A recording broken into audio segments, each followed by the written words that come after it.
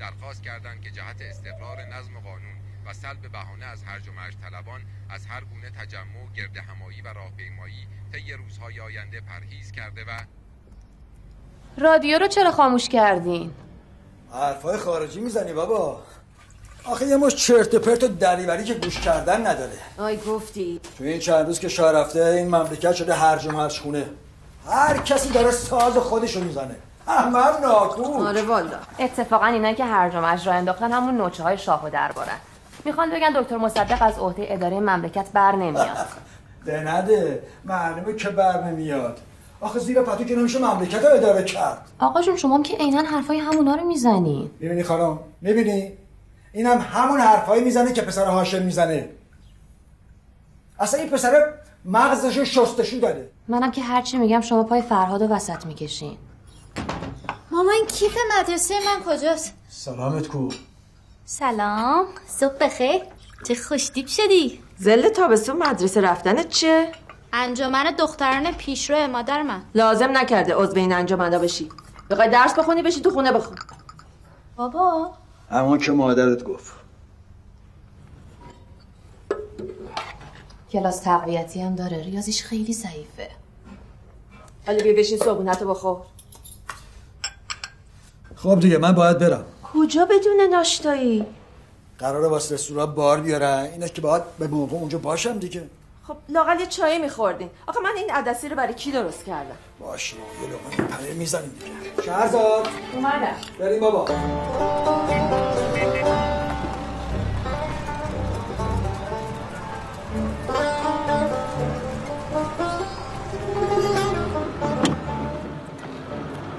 نشتم مثل نوبه قبلی زبون درازی کردی دهن به دهنش گذاشتی ها.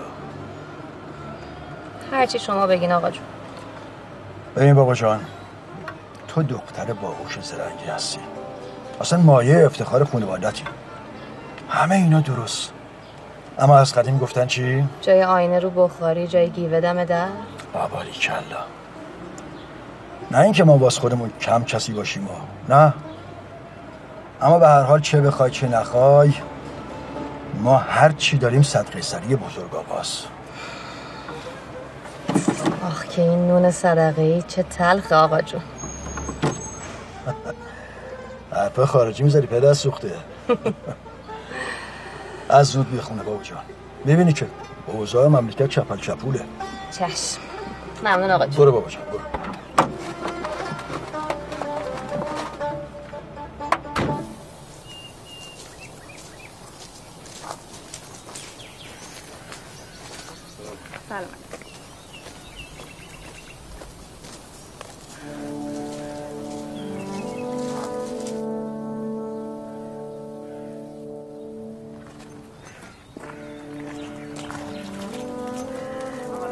سلام.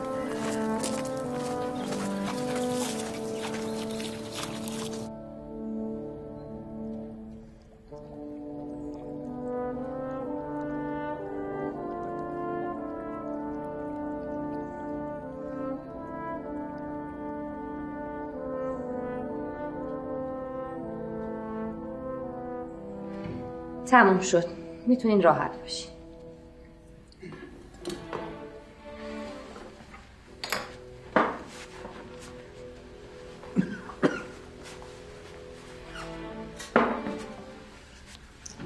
دست درد نکنه. از نیش پشم نرمتر. وقتی من به سن تو بودم زنا فقط 3 کار بلد بودن. سال یه بار بچه پس بندازن، ماهی یه بار رفت و روب کنن، روزی یه بارم یه دیزی آب گوشت بار بذارن. زمونه میچرخه. ببینین من به سن و سال شما برسم زمونه چقدر بچرخه. ما بخوایم نخوایم زمونه چرخ خودشو میزنه. اما ای کاش نزنه.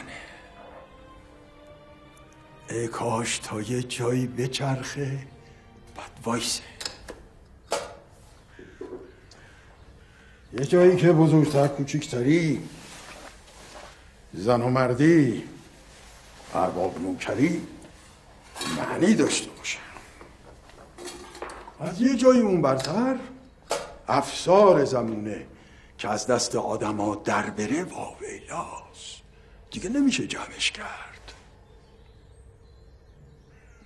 تو دختر لایقی هستی که اینا رو بهت میگم، وگرنه با زن جماعت 3 تا حرف بیشتر نمیشه زد. یکیش لابد شوری و بینمکی همون دیگ آب گوشته است، یکیش خاک سر تاخچه، یکیشم وقت بچه پس انداختن. من تای حرفم با توه. این البته جدا از باباته که خب از قدیم الایام زیر سایه خودم بوده و هست. دختر جون، اونی که بخواد بیفته جلو به خیالش بزنه که باید چرخ و هل بده، یه جایی میبره، کم بیاره، زیر همون چرخ له میشه. من نمیخوام چرخ و هل بدم، دارم زندگیمو میکنم. زندگیتو نمی کنی. زندگی زن همون 3 تاست که گفتم. این که رخت مردا رو تن کنی، عین مردا کار کنی، به همون چیزایی فکر کنی که مردا فکر میکنن، یعنی زندگیتو نمی کنی. چسب زندگیت. یه روز برسه که بگم بیا آمپولمو بزن، بگی نمیتونم، گرفتار شوهر بچه‌م. میفهمی چی میگم؟ بله. تو دختر عاقلی هستی. زودتر شوهر کن. شوهرت بیار سر عقل.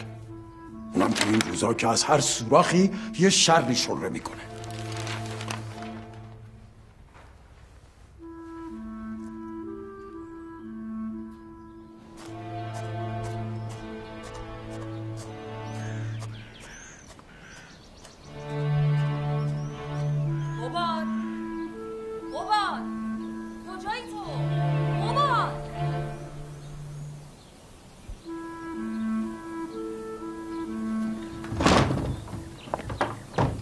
آقا اینجا قایم شدن؟ 1 ساعته دارم دنبالت میگردم. ببین خیال نکن منو قال بذاری جیمشی قصر در رفتی از جواب دادن. عذر و بهونه نیار، تفرم نرو. دیشب سرت به کدوم آخور گرم بود نصف شبی برگشتی اونجور مست و پاتیل ها؟ لابد که از همین ضیافت زیپوریا با همون انترلگوریا. با تو هم قباد مغور میای یا به آقا جونم بگم بیاد؟ تو چرا هر وقت به نفعت نیست کرولال میشی؟ چی ور میکنی زیر لب خودت؟ بلند بگو جرأت داری.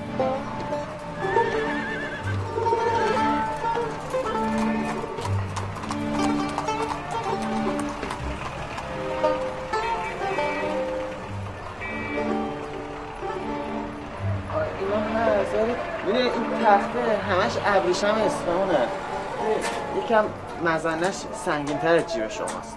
آخه نیست که جهیزیه دخترمه، میخوام یه جور نباشه که رو سیاه بشم.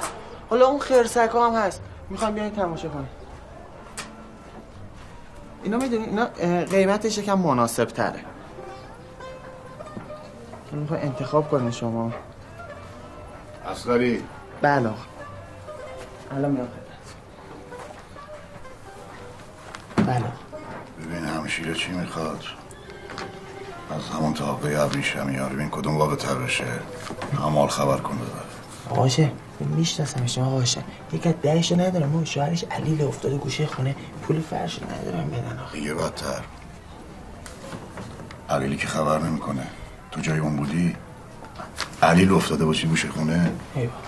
یه اصغری نامی نادت خفت میده واسه 30 سالگی شدن. نه چیکار میکردی؟ بله به دو راه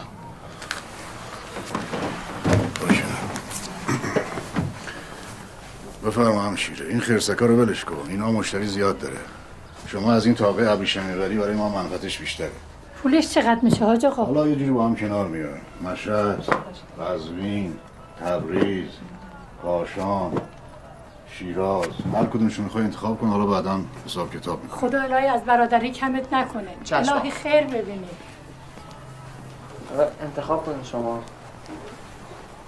همین روحی از همه بهتره. سلام هاشم خان. هم ما سلام. اینجا چی کار میکنی مرضیه؟ وا نمیدونستم برای سر زدن به شما بچه ها پار خبر کنم. آخه چله مرداد گرما اینجا، شما حتما خبرش شدی که اومدی دیگه.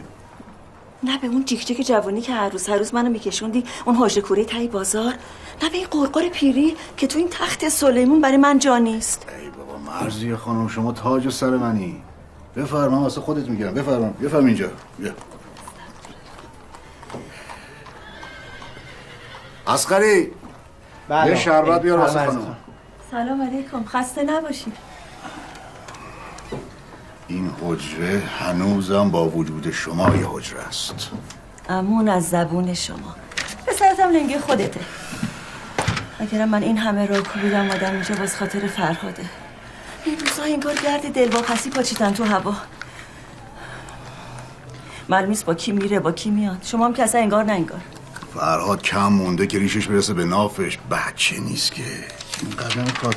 برای یه مادر بچه که 100 سالش هم بشه باز بچه است. حاج آقا من اینو انتخاب کردم. مبارکه، ایشالله به خوشی. به سلامتی حاج خانم. سلامت باشین. جهیزیه است. میشه برم خرید کنم بیام بعد ببرمش؟ بفرمایید. خیر ببینید. خدا حافظ. خدا حافظ حاج خدا حافظ خانم. خدا حافظ. خلاصه این که دیوارای خونه برام تنگ اومدم سنگام با شما وا بکنم. خدا بخیر کنه. زودتری تا این رفقاش از را به درش نکردن باید دستشو بذاریم تو دست شهرزاد. خوبیت نداره پسر دختر جوان جیک و بیکشون از یه حد بیشتر باشه. شوخی که نیست. آتیشو پنبه. من حرفی دارم. هاشم خان قربونت برم، حرف شما براش برو داره. باش حرف بزنید آخر باش اخ کنون و به سلامتی را بندازی. چشم، همین امشب باش حرف میزنم. امر دیگه؟ چشمت بی بلا. شهر پرنده بیا تماشا کن، بیا تماشا کن.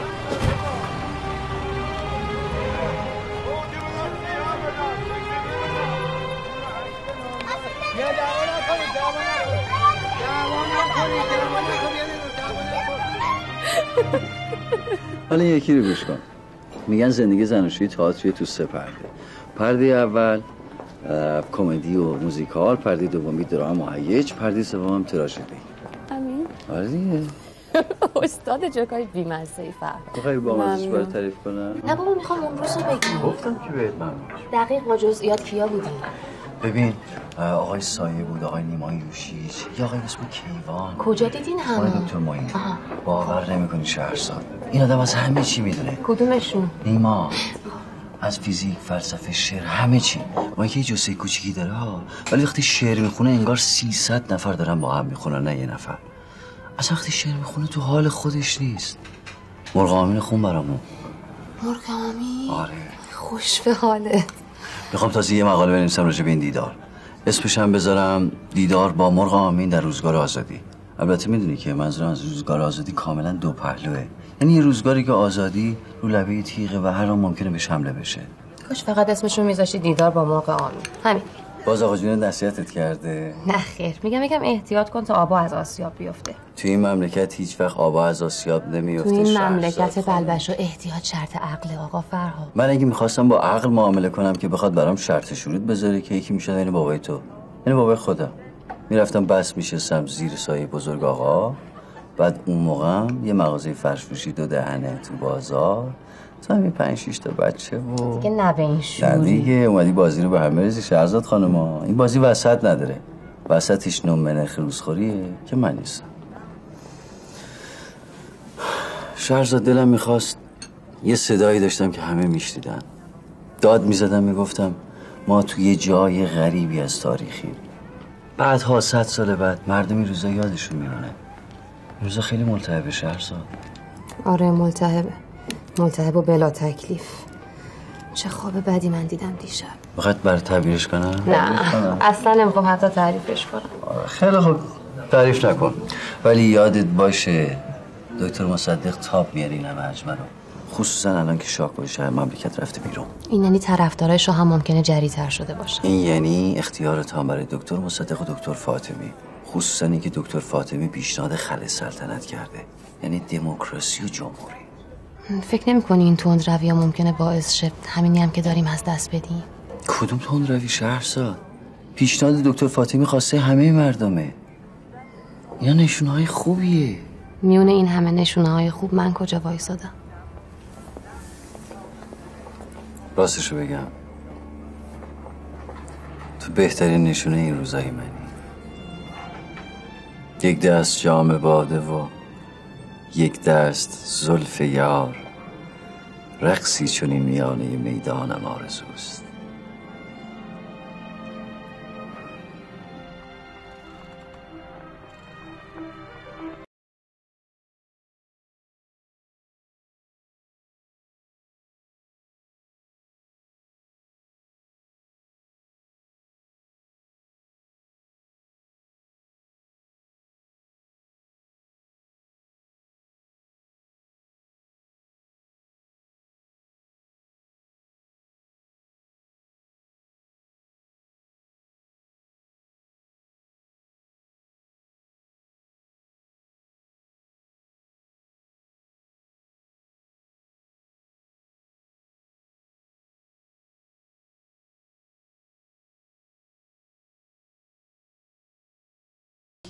میگفت یه مغازه باز شده اسمش بونژوقه، کراواتای مد روز میاره از فرنگ. چی همش 4 تا دونه کراوات نخ نما داری یه خط در میون میزنی؟ تو بگو تو چشمم چشم و دختر قاضاریان میخوای خرم کنی ورم داری ببری اونجا دوباره یه سرویس طلا جواهر پیاده هم کنی. به کراوات زدن هم چیکار داری؟ تو لیاقت نداری. منو بگو همش فکر سر و شکل تو هم. تو لیاقتت همون کهنه کرباسای ممدلی میرزاییه. بیرا نگفتن خلای خرچ لایق. چیه؟ شام حاضره خواهم. پاشو آقا جونم منتظره. پاشو.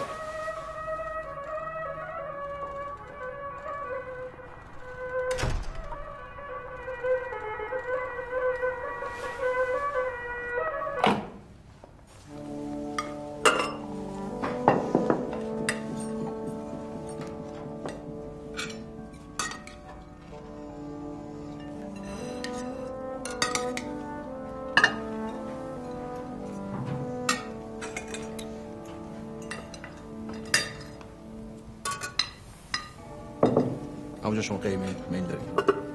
سوپ هم بخورم. اینجا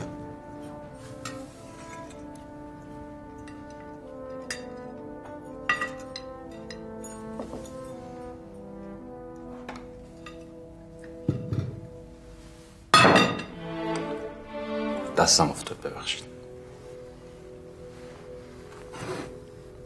ببخشید من دادم افتاد سرم درد میکنه، خیلی اشتها ندارم. با اجازه. بگه بشین. اگه اجازه بدیم برم بخوابم. تو قاموس این خانواده نبوده که مرد قبل از زنش بره بخوابه. اگه رخصت بدیم ممنون میشم. گفتم بشین.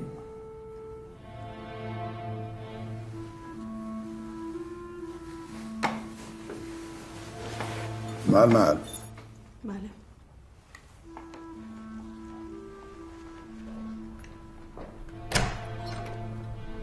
سپردم به اوستاسن بگن بیاد یه رنگی به این در دیوار بزنه. گفتم از شیرین جان بپرسه چی میگه و چی میخواد، هرچی خواست همون کارو بکنه. خوبه آقا جون.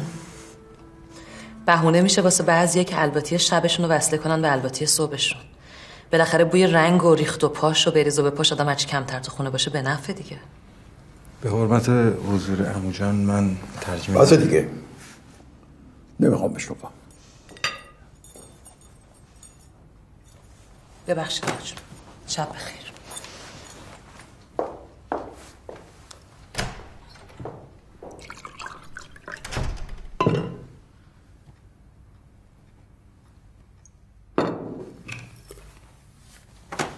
ببخشید آقا. تو بشین.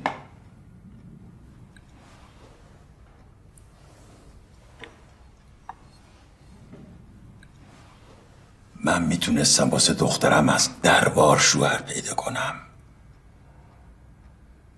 اما نکردم. فکر کردم فامیل گوشت همه بخورن استخون همه دور نمیندازن. شیرین هر عیب و علتی داشته باشه که نداره، تو مثلا مردی، مرد باید یه جایی بشینه که زنش بهش تکیه کنه، چشاشو هم بذاره مردش به جاش فکر کنه، تصمیم بگیره، راه بره. اگرم یه پنجه کشید باید یادت باشه مردی، چشتا هم بذاری. وگرنه چه کاری بود که خدا از 2 خمیر زن و مرد بیافرینه ها؟ گوشت به منه یا تو عالم هپروتی؟ نه دارم گوش میدم عمو جان. شاید چیزی که شما زیاد ازش مطلع نیستین اینه که راستش من حال شیرین رو خوب میفهمم. میدونم دردش چیه. همه قصهش اینه که چرا بچهش نمیشه. تفلک از زمین و زمان شاکی سر من خالی میکنه. اب نداره، من بهش حق میدم. با اجازه.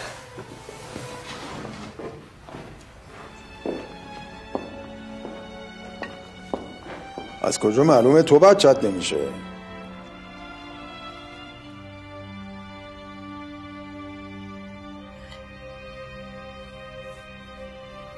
شاید.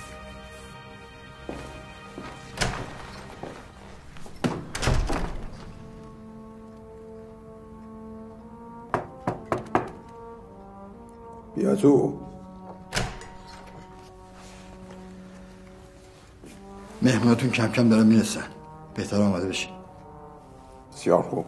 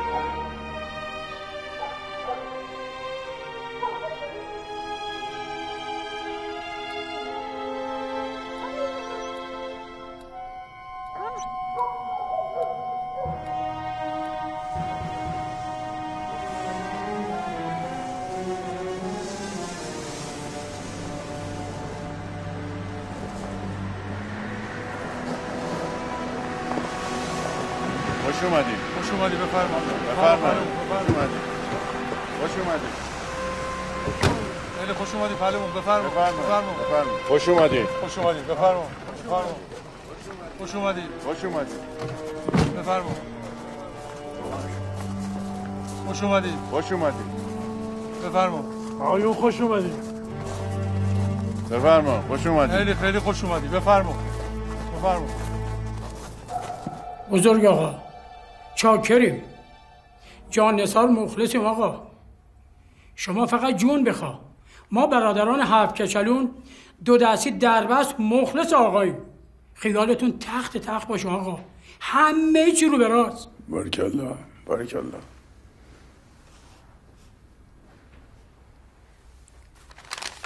ممنونم آقا. آقا شب تارمون روشن شد به جمال شما.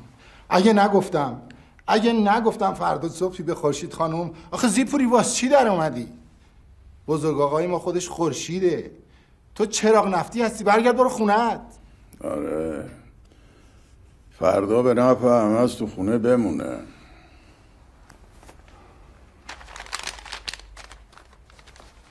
خاک پاتونیم بزرگ آقا.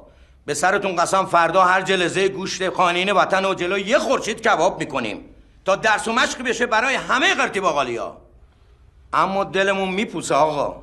فردا وسط میدون با همه رفقا به شاتار شطور، اون وقت آقامون شعبون تو زندون، تو قنبرک قطار قطور. بی حول و واهمه. اونم درست میشه.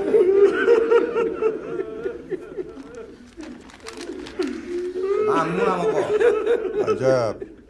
از نوک مژگان میزنیم تیرم چند غم عشقت مرا از پا افکن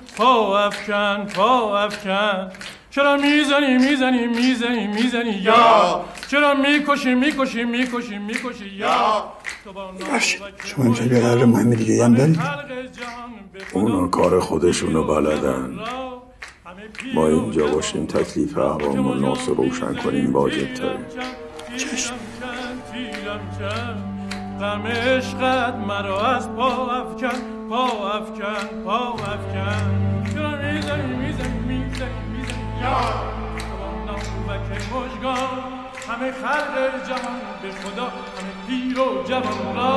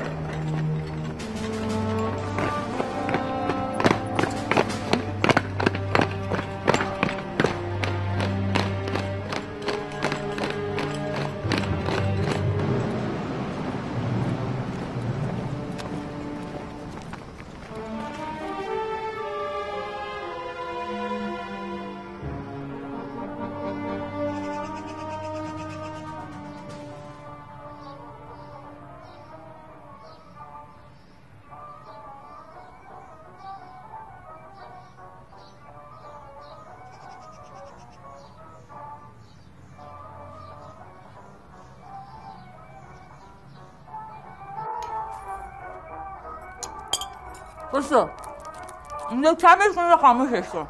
والا انگار که شهر شلوغ همینجوری برقاشون آهنگ پرخ میکنم دنبال زیمبو. چه خبره؟ کی میگه شهر شلوغه؟ هوشنگ. آقا هوشنگ نیست آخه راپورت چیه رادیو میدون ارگه واسه همینه. روکه نیست. سیمی هوشنگ میگفت امروز یه جورای شهر خیلی شلوغ پلوغ و قاطی باطیه. خیلی هم نگران حال آقای مصدق بود که وقت بلای سرش نیاد. خب پس چرا پا نمیشه بیاد پیش زن و بچه‌ش؟ بابا هوشنگ اداره جاتیه. همینجوری سرش حساب تو حساب کتابه. همینجوری بچه‌لوس که نمیاد بشینه بر دل من. به ماشاءالله کجا ایشالله. آبجی مثل ماه شدی. تو مثل ماهی سیر تو سماقی. کجا؟ بی خبر. باید برم مامان با فرهاد قرار دارم. قراردادتون پر نشد انقدر با هم دیگه قرار میذارین؟ همینجوری خوبه دیگه. منم میخوام زن یکیشم مثل فرهاد. لعنت به شیطون بی حیا. سیمی چی گفتم مگه؟ راست میگه مامان چیزی نگفت که. تو بی خود پشتی این در نیا. این وکیل بسی نمیخواد که. خودت هم برو لباستو در بیار بیا بگی بشین امروز روز کوچه رفتن نیست. راست میگه هوشنگ هم میگه ممکنه امروز خبرایی بشه. خبری میخواست بشه همون 2-3 روز پیش شده بود. شاه که از مملکت رفته، زاهدی که متواریه، نصیری که تو حبسه، دکتر مصدقم خدا رو شکر صحیح و سالمه. نریاب تا عصرمون تا من برگردم. قربونت بره خاله. لب گلابی. مادر جون صبر میکردی تا زور بابات میومد، هر جا میخواستی میبرده. نگران نباش قربونت برم. امروز هم یه روز مثل روزای دیگه.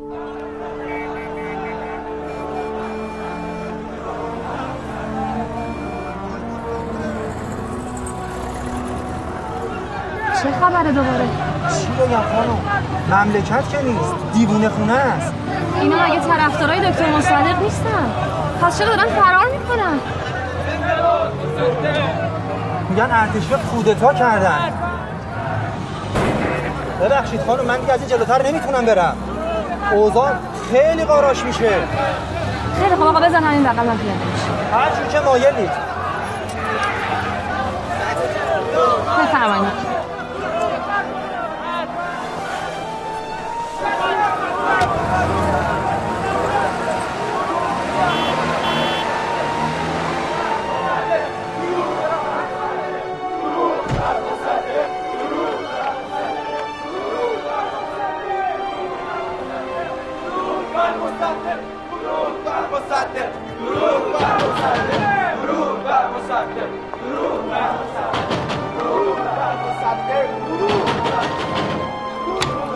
اونجا چه کار میکنی دختر؟ بیا تو.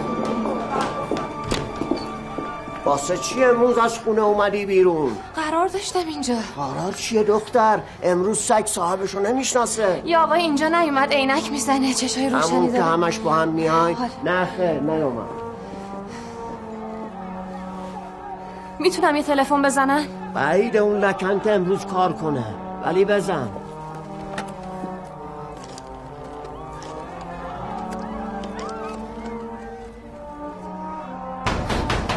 این چاگادا رو مثل الو؟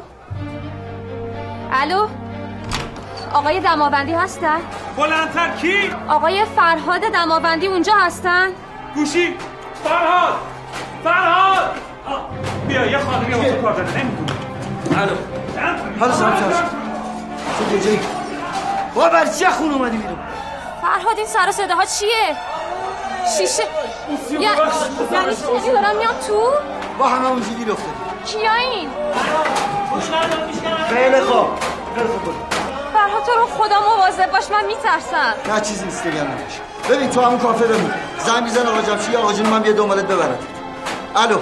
الو شهرزاد. الو شهرزاد.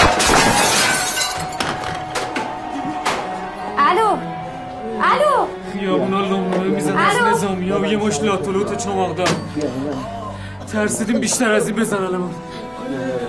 از بهارستان هجوم آوردن به دفتر مجله و روزنامه ها. کجای بهارستان؟ از خود میدون تا چهارراه نادری همه جا هستم. برم کجا میخوای بری؟ باز کن باید برم. مگه نشنیدی؟ تو رو خدا موسیو باز کن، در من باید برم. میزانت حاصله.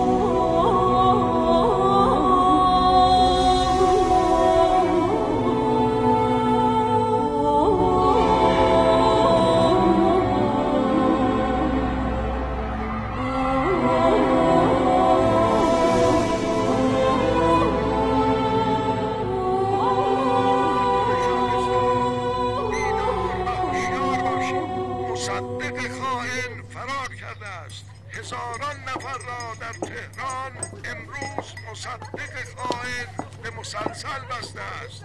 من که با شما سخن میگویم میر اشرافی نماینده مجلس شورای ملی هستم. امروز در تهران ملت قیام کردند و خانه مصدق من بنده بزرگ شده عادت به حد زده. ای خدا فرهادم طوریش بشه به خدای کعبه هاشم خان جلوی چشت خودم ها ریز ریز میکنم. خانم جون این گلگاف زبونو بخورین خوبه براتون. تو فرهادم سر سلامت نیاد از نفس بیرون لبه هیچی نمیزن.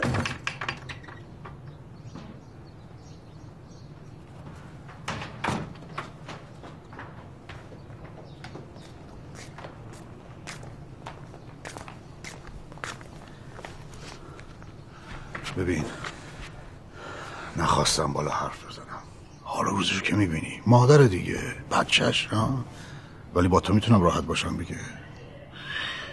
ببین من چرا خاموش چند نفری رو فرستادم که برن از خانواده مقتول رضایت بگیرن. خب میگین مقتول 4 ستون بدنم میلرزه.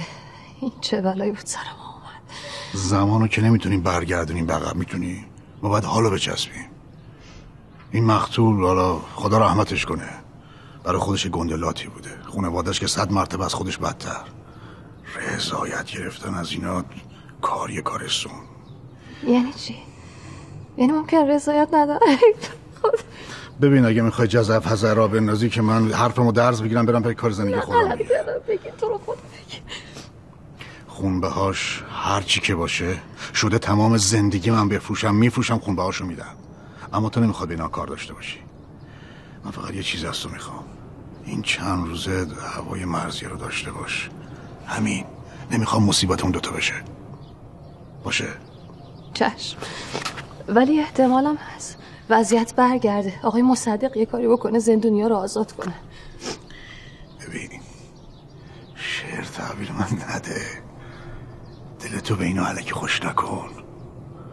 اون کسی که قالی رو انداخته رو این دار تا آخرشو بافته، قیچیش هم زده، فقط منتظر بیارتش پایین. وقتی که رادیو رو اشغال میکنن یعنی الفاتحه.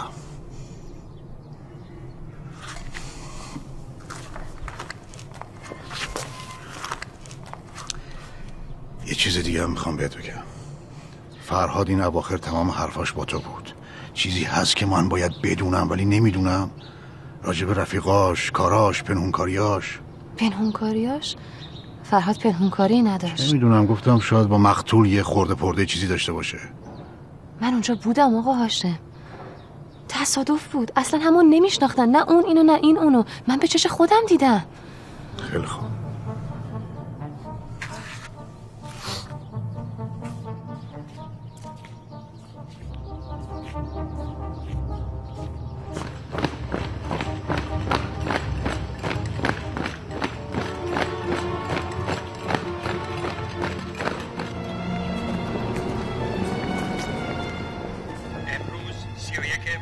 ماه 1332 هواپیمای والا حضرت و ملکه به زمین خواهد نشست. 200 نفر از دار و دسته خیانتکاران علیه شاهنشاه دستگیر شدند و در بین آنها نام غلام حسین مصدق فرزند نخست وزیر مخلوع محمد.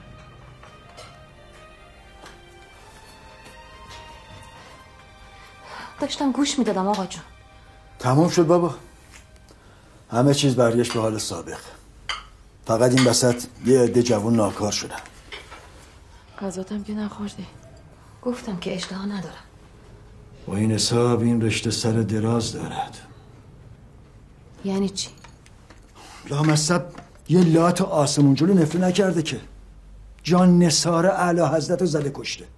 یعنی چی؟ یعنی فرهاد زندونی سیاسیه، یعنی اقدام بر علیه شخص اول مملکت. ده میدونید حکمش چیه؟ نمیدونید بابا. حکمش اعدامه بابا، اعدام. آقا جمشید زبونتو گاز بگیر. آقا خدا نکنه. حرفای خارجی میزنید شما. ده نه پس کلمونو بکنیم زیر برف که مبادا مصیبت سرمون آوار بشه. ها؟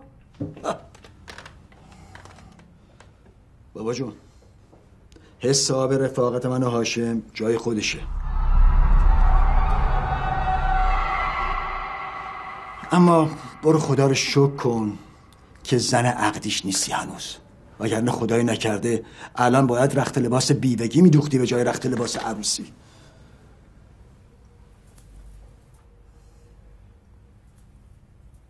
حالا گیریم یه شیرینی هم خوردین، خب فکر میکنیم اصلا نخوردید دیگه.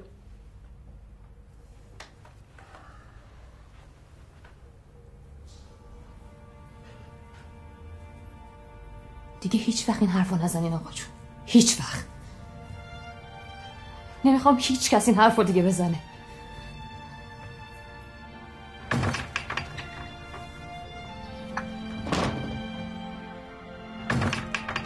واقعا که آقا جمشید این حرف بود به دختر شیرینی خوردت زدی؟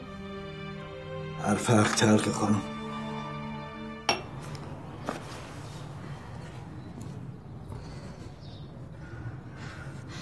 ناراحت نباش آبجی جانم، درست میشه همه چی. خب سیم اینجوری یه دقیقه منو تنها میذاری لطفا؟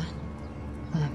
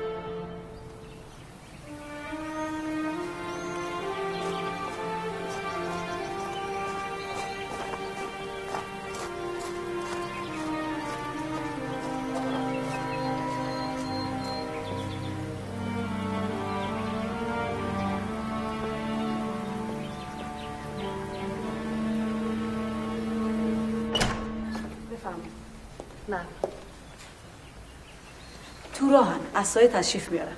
شما بفرمایید بشینید، من یه چیز براتون بیارم. چشم. ببخشید.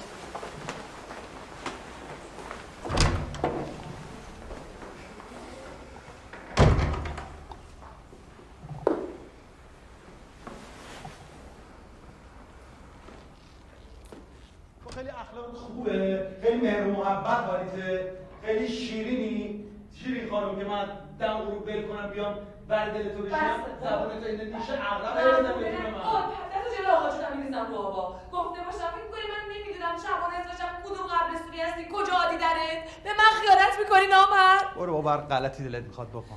آره اصلا برو جار بزن، من نامردم دیگه. نامرد نبودم که زیر بار منت تو اولدرم بولدرمات زندگی نمیکردم. بس بابا خسته شدم، تحملم خورده به تا. الان کجا داری میری؟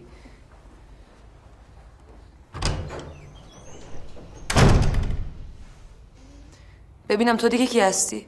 من اومدم آمپول بزرگ آقا رو بزنم. دختر جمشید خان هستم خانم. خونه نیستش که، کاروان سراست. درش بازه، هر کی میخواد میره، هر کی میخواد میاد. بفرمایید گلوی تازه کنم. تو چطوری اومدی تا اینجا؟ خودم اومدم. چرا جمشید نیاوردت؟ دیگه اومدم خودم.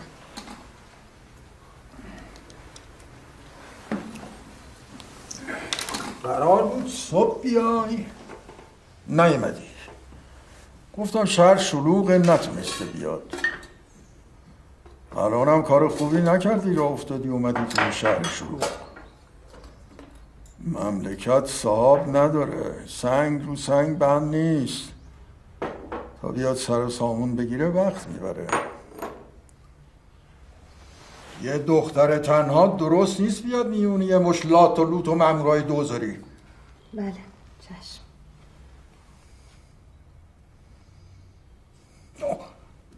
ببخشید حواسم نبود.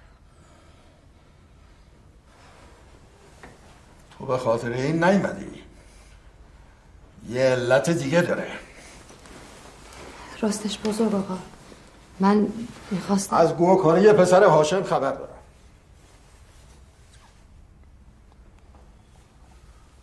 هاشم و جمشید زمینگیر شده بودن که تو راه افتادی دوره تو شهر. من نمیدونم چرا هاشم خان و آقا جونم زودتر با شما صحبت نکردن. منتها من کار خودم رو میکنم. الان فقط امیدم به شماست. از این بازی‌های مردونه پاتو کنار بکش دختر. باز اگه زنش بودی یه چیزی، اما اینطوری درست نیست، خوبیت نداره. زن شوهردار یه تعریفی داره، دختر خونه یه تعریفی دیگه. جمع کن بساطتو. الان میگم ماشین ببره برسونتت خونه. زندن هر چی تو این خونه شنیدی نشنیده بگیر. از شیرین هم دلگیر نشو. زبونش خود تنده اما دلش صافه. تو دختر عاقلی هستی، میدونی هیچ خونه ای نیست که توش از این حرف و حدیثا نباشه. بله، پیش خودم میمونه. فقط تو رو خدا بگین امیدی هست؟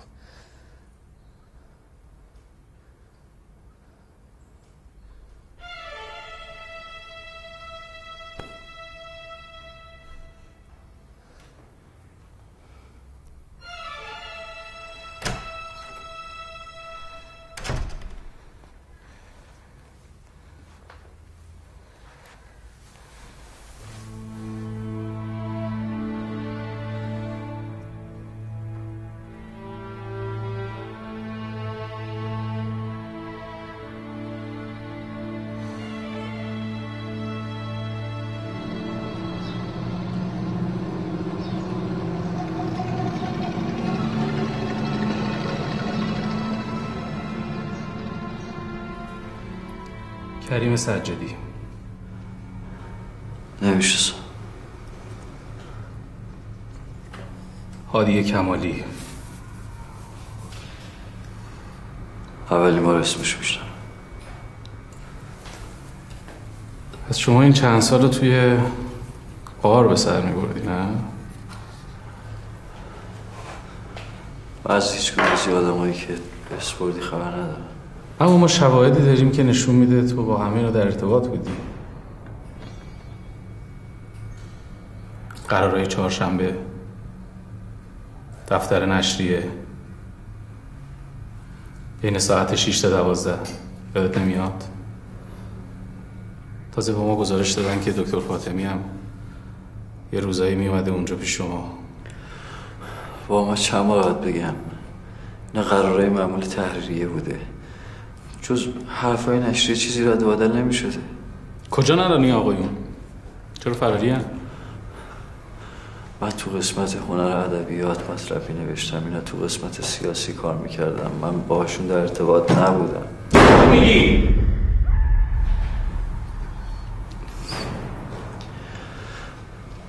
من تو موقعیتی نیستم که راست یا دروغ بودن حرفمو ثابت کنم. میفهمی؟ تو الان گردنت زیر تیغه. منو بابت همون چیزی بازجویی کنید که به خاطرش اینجا. به زعم شما دستای من به خون آمده است. خب میتونی خودتو نجات بدی با یه سری اطلاعات مختصر که از اینجا درسم نمیکنه، با یه امضا پایین برگه. چی؟ یه اعتراف کوچولو در رابطه با اینکه نشریه شما یکی از مراکز توطئه بوده.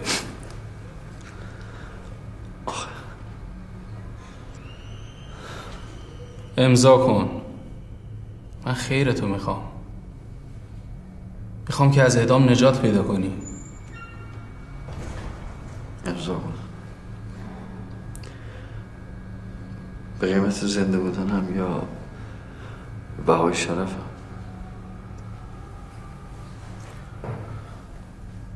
ببین جوجه مصدقی، شرف آدم تا وقتی محل اعتناست که زندگیش به مخاطره نیفتاده باشه.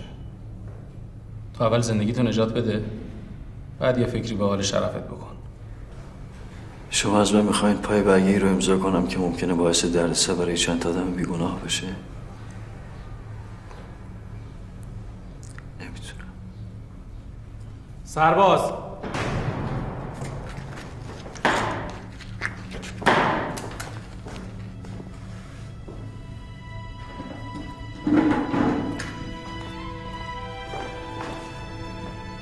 شما میدونی من بیگناه. متهم بعدی. متهم بعدی.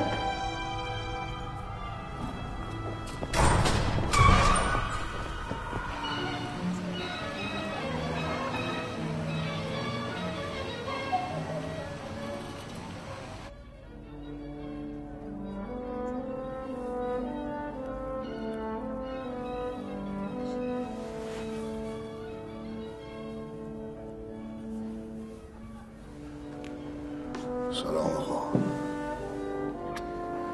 سلام. یه هفته میشه که پیدات نیست.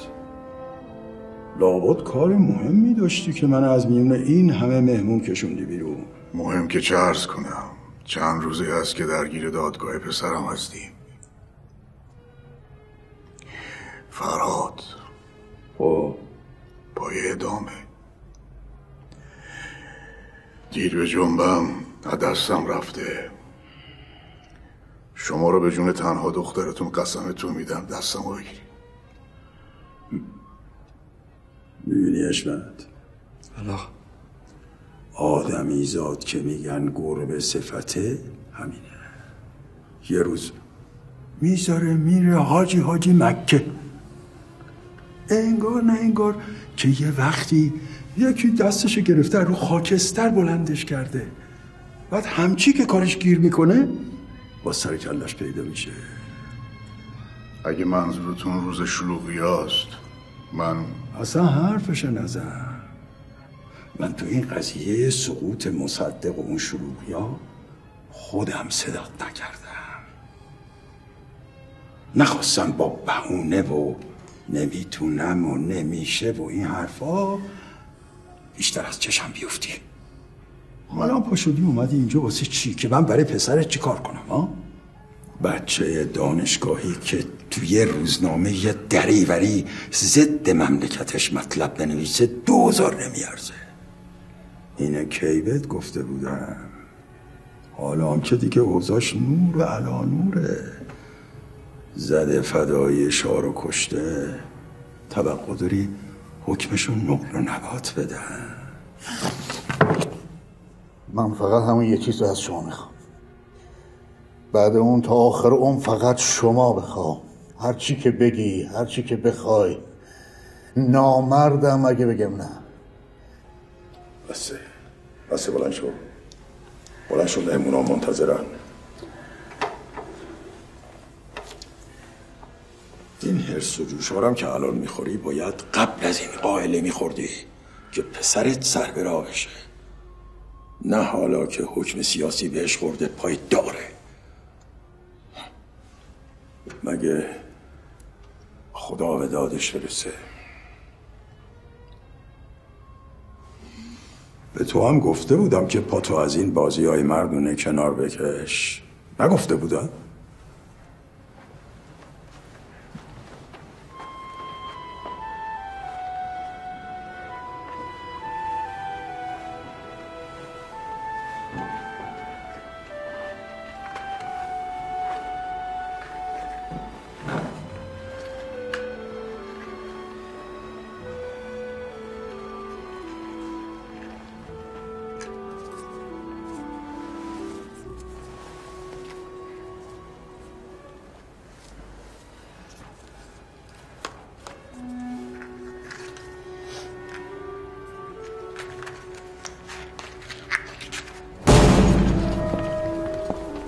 بنا به دستور دادگاه کیفری شماره 1 دادرسی ارتش به ریاست تیمسار سرتیپ قطبیزاده، پس از 5 جلسه دادگاه و استماع دفاعیه متهمین، دادگاه مزبور ماده استنادی دادستان علیه آنها را مورد تایید قرار داده و به اتفاق آرا متهمین علیرضا محمودی، حامد بنکدار، مهدی زرابی، اکبر خواجه نصیر، سیف الله سرابی، محسن مرادی و فرهاد دماوندی را به دلیل ارتکاب به قتل و اقدام علیه امنیت کشور و تلاش جهت براندازی نظام حکومتی و همکاری با خائنین به اعدام محکوم می نماید.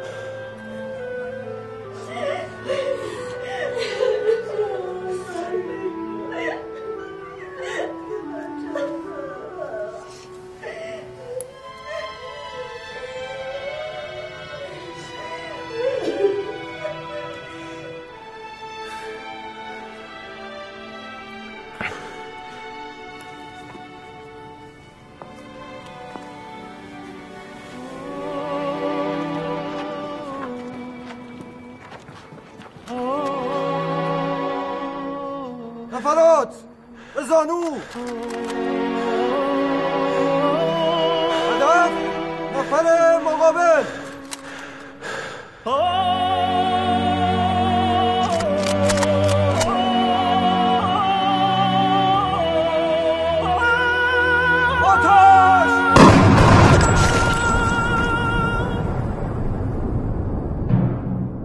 دوباره زنده شدم بعد از این همه مردن، به خانه آمدم بعد از این همه تبدیل، دوباره پنجرم بعد از این همه دیوار، به اعتماد چشم تو،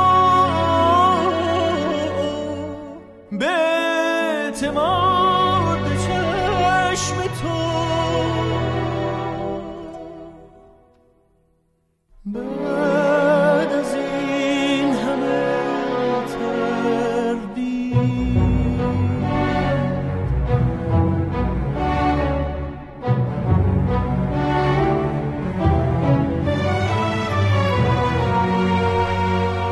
چقدر هرچه بخواهم بجویم و تو نباشی، چقدر عطر تنت را ببویم و تو نباشی،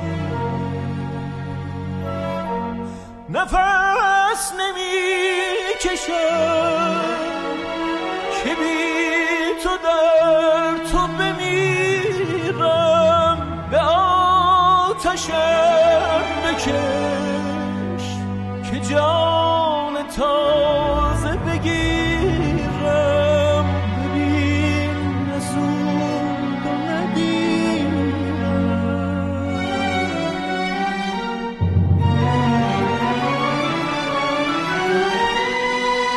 تو بال شعله من باش که خاک به سر من نیست، بهشت تن بده مرا، به من بده،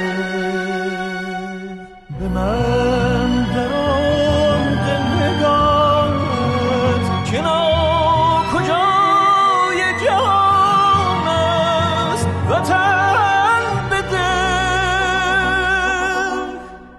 نفس نمی‌کشم